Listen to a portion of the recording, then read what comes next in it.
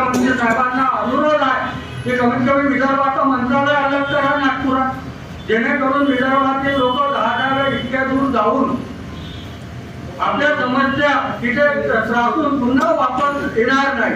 कमीत कमी विदर्भाचं मंत्रालय नागपुरात करा, जेणेकरून विदर्भाचे लोक नागपुरात येतील. आज मुंबईसारख्या शहरात 10 वेळा जाणं हे काही आसान नाही आहे.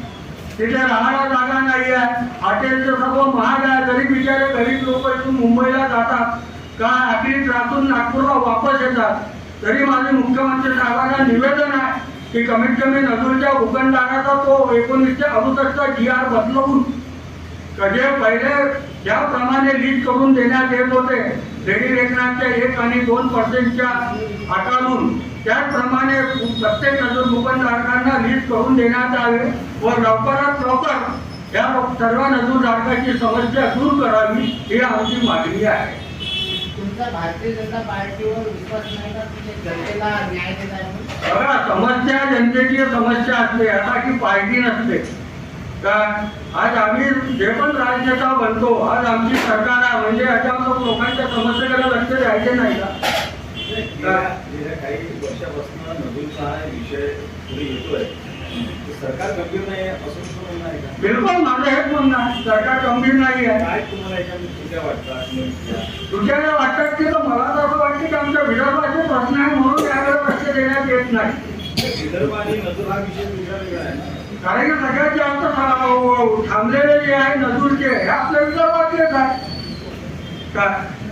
विदर्भासाठी वेगळ्या मंत्र्याची तुम्ही जी मागणी करताय यासाठी कुठे पाठपुरावा केला आहे कुठल्या मंत्र्याकडे? नाही, मी आजपासून सुरुवात केलेली आहे, पण आतापर्यंत आजच्या मुख्यमंत्र्याला या संदर्भात अर्ज दिलेला आहे नजूरच्या या भूखंडाच्या बाबतीत. स्वतः त्यांनी 2-3 वेळा फोन पण केला इथल्या नागपूरच्या जिल्हाधिकारीला. आता मी लोक नागपूरच पडेल ना, नागपूरचं असल्यामुळे रेडी रेकनारच्या 2.5 पट. हा, आता समजा 50 लाखाचं रेडी रेकनार येत असेल तर 1.25 करोड रुपये भाग. आता मला त्यांना तिथे 50 लाख जमिनीचा रेट सुरू आहे, तो नजर भूखंड आला हा 1.25 करोड रुपये वाढेल का. तुमचं असं म्हणणं आहे की अध्यादेशात तो अर्ज करा. हा, तो अध्यादेश 1968चा GR आहे.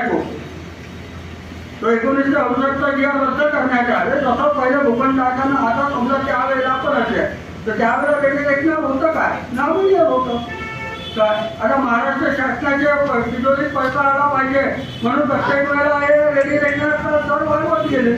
आता अजून पुन्हा 10% वाढणार आहे काय.